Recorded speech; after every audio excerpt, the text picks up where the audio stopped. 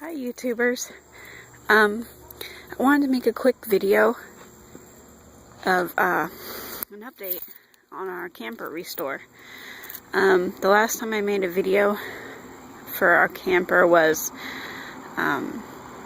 August or September 2013. It is now September of 2014, so it's been a year. We've come a long way with it. I wanted to show you our progress. For anybody getting into this or buying an old camper and restoring it, let me tell you, it costs a lot of money, time, and aggravation, so be prepared for that if you plan to do this on your own and not have it done professionally. We probably saved ourselves a couple $1,000s, but on the same note, we've probably put a couple $1,000s into it. We've probably put about $4 or $5 grand into it. I haven't added up the costs of parts and stuff yet, but if I were to guess right off the top of my head and start adding stuff up, bet any money we're in the $4,000 to $5,000 range. I'm actually even, I'm at the point where I don't even want to look at numbers anymore. I just want to get this bitch finished. So here it is. It looks a little better since last time. It's gotten a new awning. We were able to salvage the spindle and the rails, which is great because that saved us probably $800. The new fabric, you have to be very careful if you're replacing old fabric for an old awning. This awning on here is a Faulkner awning, and Faulkner no longer makes awning rails or awnings. You have to Google, if you want to salvage the rails and save yourself some money and you just need to replace the fabric, you're going to want to Google replacement fabric for Faulkner awnings. We got ours from Carefree Awnings. Their awnings fit the old Faulkner awnings. They're the two-piece. The valance comes separate from the actual awning, which is how this came original from the factory. So that's what you want. The ones that come in the two-piece with the valance and the awning attached to each other in one piece, they tend to have a bigger tubing for the awning rail, and they tend not to fit. So you're going to want to get a two-piece if you're replacing fabric for an older awning. Like I said, Carefree awnings work great for the Faulkner awnings. They fit. So if you just want to save your Google search and just get Carefree, you can do that too. The awning was probably the easiest thing on this whole motorhome to replace. It was really, you need to replace the rivets in the spindle and get yourself a rivet gun and some rivets. But other than that, it was really easy. It is a two-person operation. You do need two people to replace this awning, the fabric. But everything else was good, and it turned out really well. So we have a fully functioning awning now. Of course, it's the old style awning. If you want to upgrade your awning and you don't want to keep the old rails of your old motorhome or trailer, by all means spend the money. That's up to you. But I didn't want to have to spend any more money than we absolutely had to, and I figured it'd be a nice tribute to my grandfather to save the rails, as it was still part of his motorhome. So I'm not going to pull the awning out, but as you can see, it does have brand new fabric, and it has it's like a brownish, same color as like the side of the motorhome, so it matched really well. Gonna open the door here. I actually lock it now because we actually can, which is awesome. We replaced the oops, sorry, that was stuff that I was ripping out the other day. We replaced the floorboards on this because the cab floorboards were completely rotted. There was small rot holes everywhere. I'm sorry, my phone is like, the contrast on it is really bad, but we installed new carpet. I can't show you the welds because the carpet's underneath them, but my brother did all the welding. He welded new metal into the floor. He did a really good job. I didn't replace this yet. I'm going to get this corner molding for in here and then shape this up real nice. But as you can see, it has a brand new coat of paint on it. We decided to Rust-Oleum the whole thing and then shoot a white coat of paint over it. And my husband did that. So this is the cab. And as you can see, we didn't attach the molding yet, so don't mind that. It's completely restored. We painted the sides because they were brown. They were like shit brown and they were all beat up. Instead of replacing the corner right here, we just decided to spray paint it white, and I thought it gave it a nice clean touch to it. So this here, my brother found this in his basement. This here was on my grandfather's last motorhome that he bought before he passed away. The one he traded this in for. And my brother felt that, you know, I should have it, should be in here, it's only right. So that was a nice little touch to the memory of my grandmother and my grandfather. So that goes across the whole, it's like a dashboard skirt, dashboard cover. In the newer camper, the vent was up here as opposed to down here. I haven't figured out what I was going to do with that yet. Maybe make a frame there or something, I don't know. But we replaced the radio. We still need to get speakers yet. 2 of the speakers don't work, so we have to replace 2 of them. And we put covers on the seats. We decided to use the same seats because captain's chairs are upwards from $800 to $1,800, and I really don't want to spend that kind of money. So, you know, once you get over like $3,000 in a camper project, you start to evaluate your options and see what you can save. And considering the camper itself is only worth like $3,000, we're already over what it's worth, and we didn't want to, you know, put ourselves too much into the hole. We knew we were going to spend money on this, but you know, we were a little hesitant about the whole, you know, how much do we really want to invest, as opposed to like keeping it campable. Now, the last time you were here, let me go back because I didn't come in from this end the last video. The last time you were here, I was here, I made this video, whatever. This was completely rotted. It was a hole in the floor, if you remember correctly, if you watched the last video. This bench used to be a couch. We decided what happened was we were looking into benches, and benches let me get back. Couches for RVs cost anywhere from $300 for the cheapest shit you can buy to about $1,500 depending what you get. And we decided we can make a bench seat for half that cost with the original fabric. The original fabric isn't done yet. I still got to sew it to the cushion. But this is the original fabric that was on the original couch. The original couch couldn't be salvaged because it was rusted, it was bent, and the whole thing that supported it was completely rusted and rotten. So, we couldn't salvage the couch no matter what we did. So, this is the cushion. It got new foam in it, but it's the original material. I also have the backer that was the back of the couch. We're going to use that for pillows or maybe a backer pillow. Haven't quite decided yet. We're still in the early stages of finishing up this project. As you can see, my husband just used 3/4 inch plywood for the top with screws, and the nice thing about this is it has a lid. So as you can see, our hot water heater's there. We got our bypass valve on. We got our pump. This is all stuff that was all a hole in the floor last time you seen it, so I'm sorry. Our holding tank, and our holding tank works great. I'll show you the idea we came up with when I go on the outside to show you about what we did to prevent leaks, which is kind of ingenious redneck kind of thing, but I'll show you that, where we actually put a tube, garden hose into the tank from the outside. So, and then we attach this green piece here to prevent any leaks from backflowing when you're filling the fresh water tank.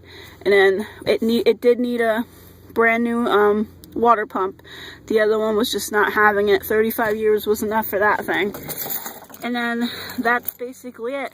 We decided not to put it back in a furnace.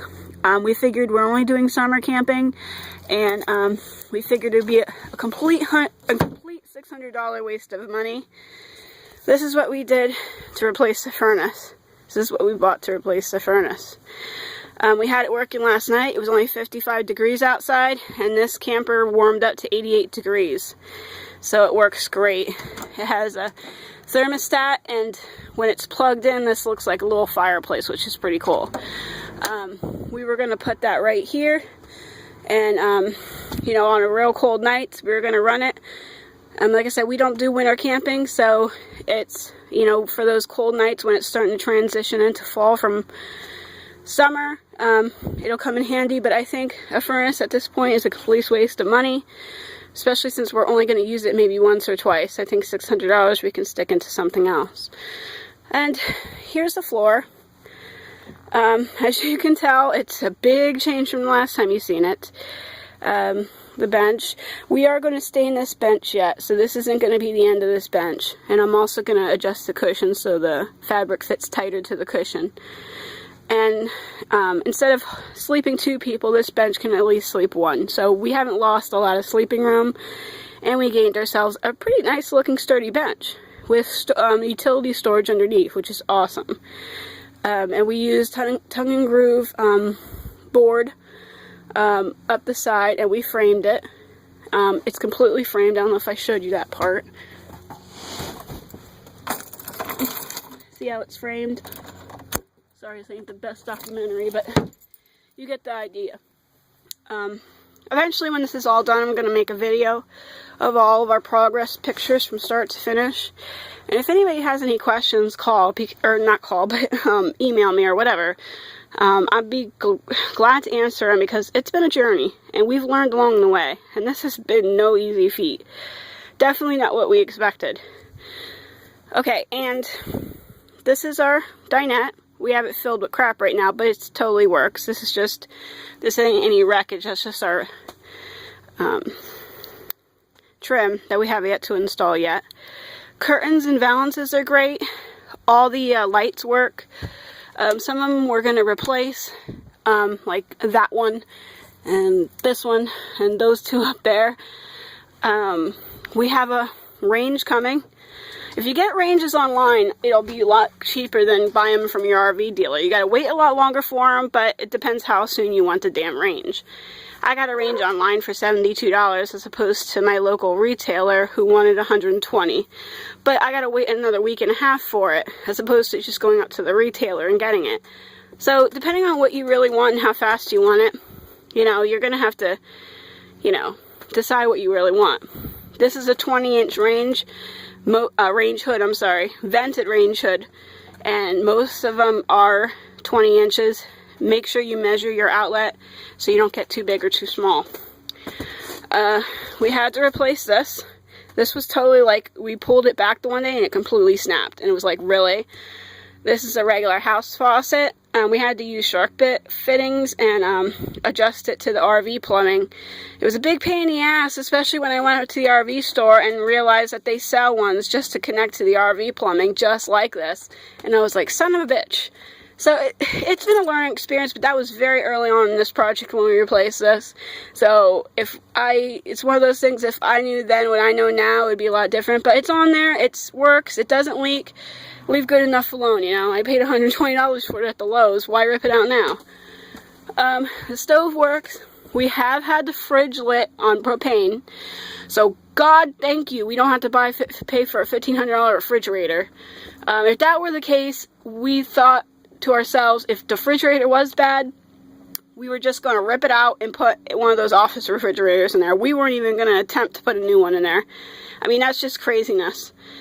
Especially for a camper, we're probably only going to use 3 or 4 times a year because we have children. So this would be like one of the things we'd take out just for the 2 of us, or 2 of us and a friend or something. So this ain't like something we can take out for, you know, all of our kids. Between the 2 of us, we have 7 kids. So as you can see, this won't sleep 7 kids, maybe 3.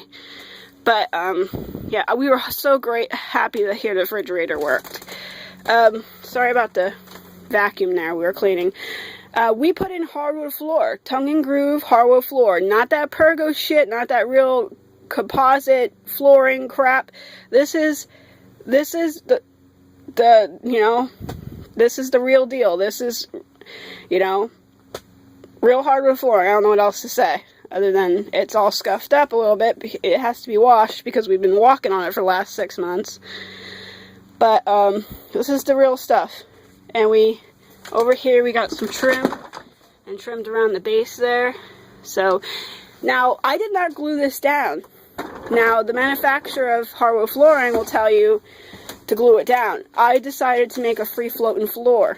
only because this is a moving house.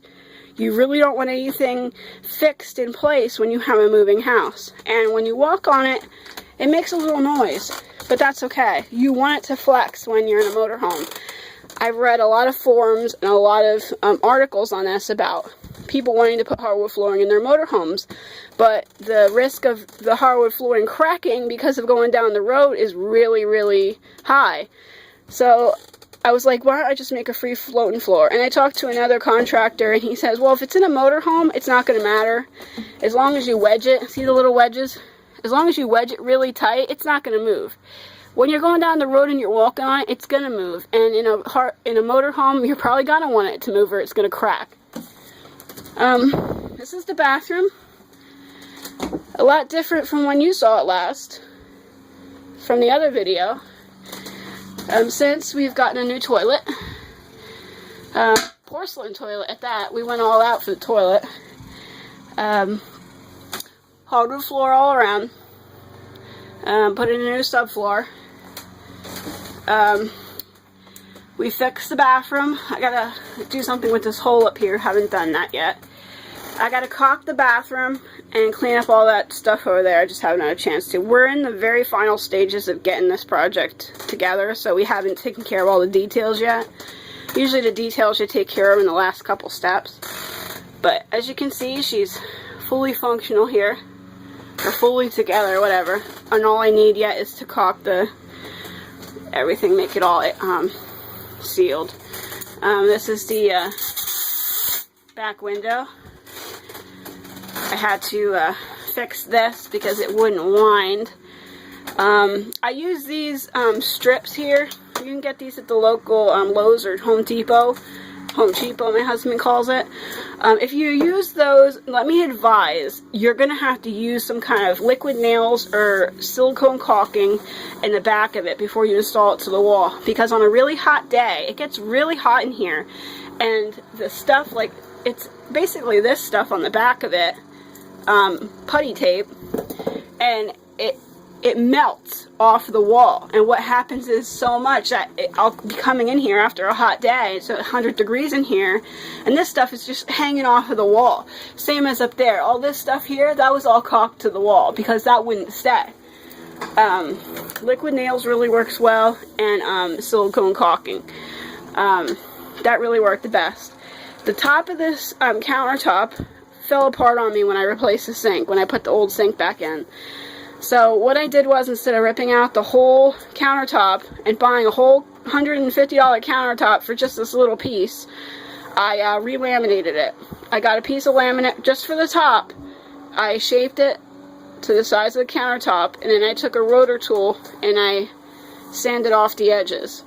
It's not the best job in the world, but you know what? It works, and it's good for camping. Nobody's going to come in here and be like, oh my gosh, that's so uneven. You know, who gives a shit? That's who cares? It's your camper. I put all the old trim back. Lights, fan works. We have that, you know, operational, whatever you want to call it. This is the door. This goes to the closet. All our paraphernalia is in there. And then the other door there goes to the front door. We put the cabinets back up. So those are kind of nice. We did some upgrades in this camper that weren't original from 1978. And, you know, like we put a decent shower in it. We put a porcelain throne in it, you know, so it looks a lot better. It's a lot of hard work, let me tell you. This has been a labor of love, a lot of hard work. That's what comes to mind when I think about this project. And let me tell you, I don't know what the hell you call this. I'm a girl, so spare, you know, just give me credit for even knowing what it does. This is a Dremel Multimax, okay? If you're going to rip anything, here, let me focus on it. You can get these at Lowe's or Home Depot. For ripping out motorhome floors and repairing damaged wood, this, my friend, is going to be your best tool. Don't worry about like a Sawzall or shit like that. This is going to be your best friend. You are going to make love to this thing at night. This is the best thing in the world to get into tight places and get rotted wood out of places that you didn't think you could get rotted wood out of. I love this tool. I mean, I'm a girl, but I'd marry this over my husband again any day. This thing has saved us a lot of time and aggravation. I love this thing. I bitched at my husband for getting it because it cost a lot of money, but now he's, it's my best friend. I love it. So, here's a front shot. We haven't replaced the ceiling yet, but that's on our next list of things to do. I decided that we aren't going to go with RV paneling. We're going to go with regular paneling from Lowe's or Home Depot. Reason being is when you buy RV paneling, you have to buy it, you have to crate ship it. Crate shipping is $120. Plus you have to get at the minimum at least 10 sheets. Look at this ceiling. It's 10 sheets of 4x8 sheets. We ain't gonna need 10 sheets for, say, 300 square feet. There's no way. Maybe 5, maybe 6 tops. So we're like, well, why get added materials for an added cost that we're not going to use? It's just going to sit in our garage and collect more shit with the rest of my husband's crap. So we've decided unanimously that we're going to get just paneling from Lowe's and put it in place, something that matches and complements the rest of this stuff in here, and be done with it. We've been trying to cut corners because, like I said, this is getting very expensive. This is not an easy undertaking by any stretch of the imagination. Back here, we replaced all this. If you remember in my last video, this was all this was rotted. We didn't know that in our first video, but after we did some investigation, we had to replace all the boards. Our pump works now. The only one on here that didn't work was the black tank, and that works now. And that works now. And all the sensors work. And the water level works, which there's nothing in it, which is correct. The best thing I could tell you for rewiring old tanks would be, and I'm going to tell you this, and please listen. For the old tanks, they required a ground and a positive to show up on these old boards. So in the newer tanks, it's only one sensor, and you can use the newer sensors for the older tanks, but the problem is you have to install 2 of them. You can't get away with 1 ground for 4 sensors. You have to install 2. So if there's 4 lights up here, let me see if you can get you a good picture. If there's 4 signals up here, full, 3/4, yada yada, you need 4 sensors. A lot of the tanks for the new motorhomes and travel trailers only have 3. Some have 4, but they only require 1 sensor. And some of them only require 3. So, but you have to go with whatever your panel says. Whatever your panel says, that's what you got to put on the tank. I've tried to, shortcut it so I wouldn't have to drill so many holes in my tank, but I wound up having to install 4. So, short and end of it is, if you have to install 4 sensors, you're going to have to install 4 grounds. So that's 8 plugs. 8 plugs per tank. So when you go into the RV store and say, I need sensors for my tank, they're probably going to only give you 3 or 4. You explain to them that you have an old setup, you need a ground for each sensor, and you have 4 sensors. So that's the deal with that. That's what we figured out. With this, we had to replace the gray tank and the black tank. They are both completely dry rotted. I've come to the conclusion that they didn't winterize it correctly the one year, and one of the tanks busted because it had a big chunk of ice in it, because that's exactly what it looked like. That was an undertaking, and now I know why they charge people so much to replace or work on your black tanks, because it was a big, huge pain in the ass. But if you want to undertake it and you want to do it, check YouTube and check all do-it-yourself things and learn as much as you can about it. If you're handy and you're willing to take it on, you can do it. You'll save yourself a lot of money. Both the tanks together were like $500.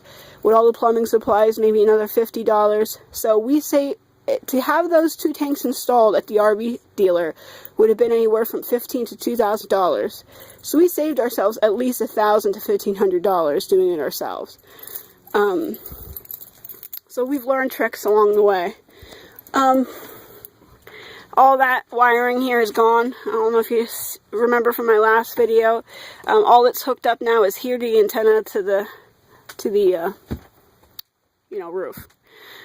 All that up there is good. I have the covers and the trim up there storing. Otherwise, nothing else up there is wrong.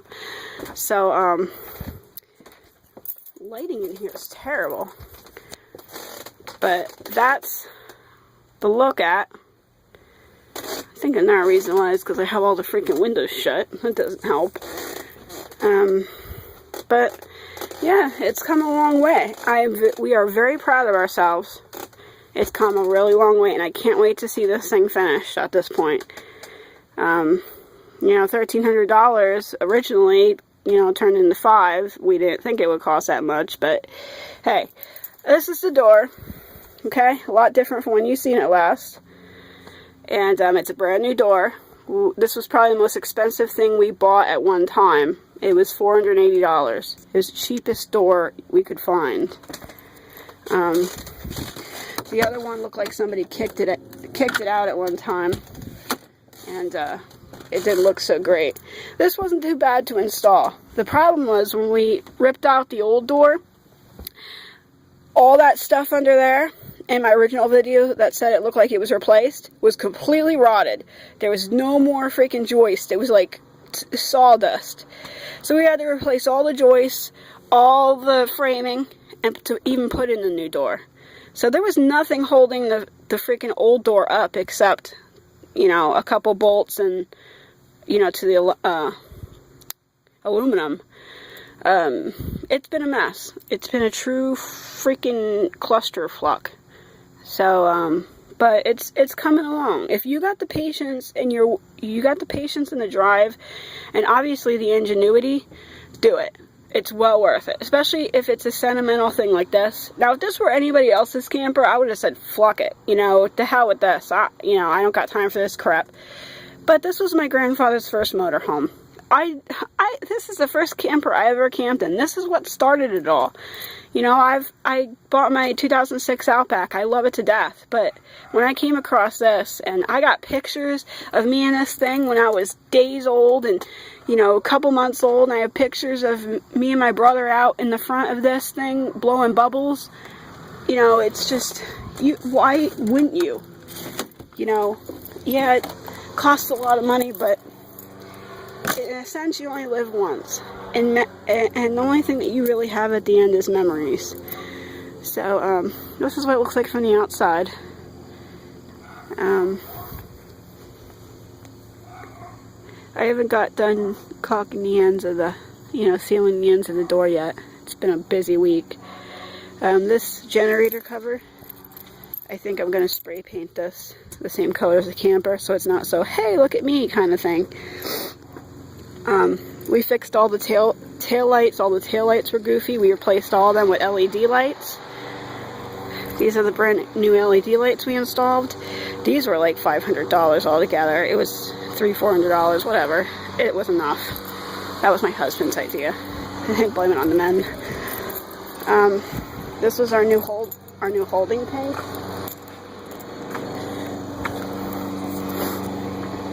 I think I posted this before, what they look like, but this is all brand new plumbing.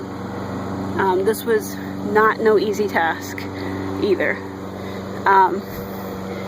But we put a new hanger on it, new plumbing.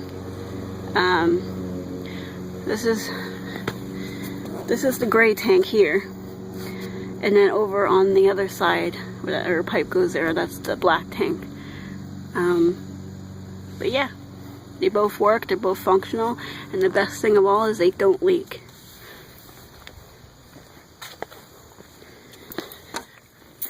I'll show you the wiring.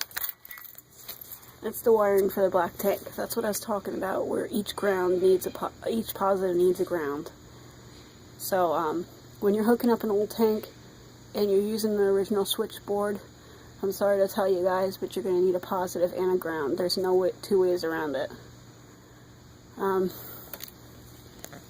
If you need more length for your sensors, because the old sensors don't meet up with the new tank, you're going to have to add new wires and new wire nuts, as you can see. See the new wire nuts?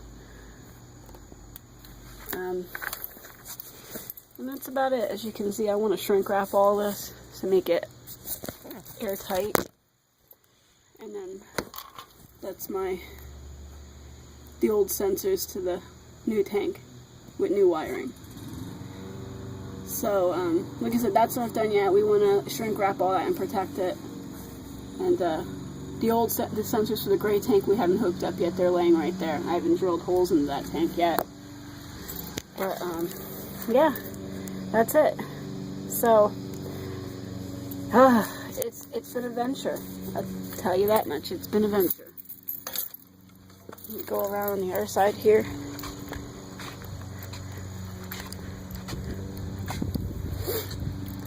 We replaced this.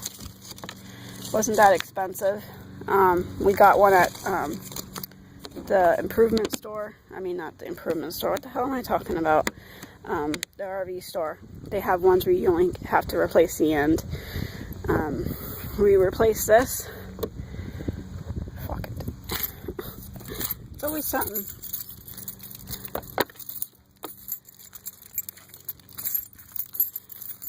Well, we replaced that. The old one was dry rotted when we took it out, and it busted in 2 pieces. So, yeah, that was a joy. It was like, it came to a point in this camper where we were just like debating whether to take it out into a field and burn it and just watch the light show. I mean, seriously, it was that depressing.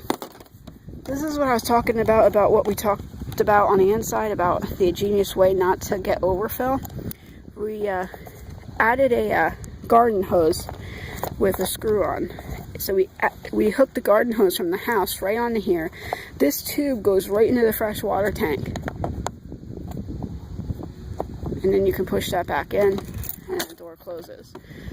We do have a encased valve on there. As you've seen, that green pipe in there that goes from the tank to here. So that way, if it does overflow, it'll come out this tube. It won't land on the floor, where it has been landing on the floor for 35 years. And also, the fresh water tank is uphill, which is completely stupid. Water doesn't run uphill.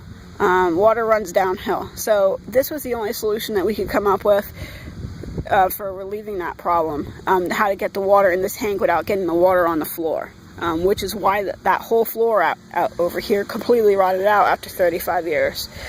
So that's the solution we came up with. It's been working great. You know, and that's what we came up with. I seen somebody else do it on a YouTube video, and I thought that's all like crud. I thought it was ingenious, so I tried it, and it's working great. This is the city hookup. The original one was rotted, and it was leaking all around, so this we still have to seal yet. There's a lot of cosmetic stuff on here, like the details, like this all here has to be cut off, or like scraped off and made to look pretty. This needs to be washed off. This is just stuff from like us working on it and touching it. It's the details. This here we haven't figured out what we're going to do. This was for the old furnace. We haven't decided what we want to do to alleviate this hole yet. My husband said about putting a piece of sheet metal there, but I said that would look too tacky. And he said the whole camper looks tacky. So I'm like, okay, well, we'll figure it out. This is the new hot water heater. We were going to put an automatic ignite on here, but we decided just to go with a regular self-ignite because that's what was in it before. And we didn't really, by the time we got to the hot water heater and buying appliances, we weren't really too enthusiastic about spending any more money. So the manual ignite cost less than the automatic ignite. But end of story, and that was good enough for us. So we have had it running, and it does work, and it's great. So that's the deal with the hot water heater. And that's pretty much all I have to report so far. We've come a long way in such a short period of time. We would have done more. We would have done more in a year, but I found out I had cancer in May, and I wasn't able to do anything. And then we didn't have no money because I wasn't working. So one thing led to another, and it wasn't so great. But that's our camper remodel. We still got a long way to go yet. We're hoping in the next 3 or 4 weeks we can get this baby out for at least its first camping trip with us. And it's something. But if you have any questions, post underneath and I'll respond. Or you can email me. I'll attach my email. And we'll go from there. Alright, in the meantime, thanks for watching.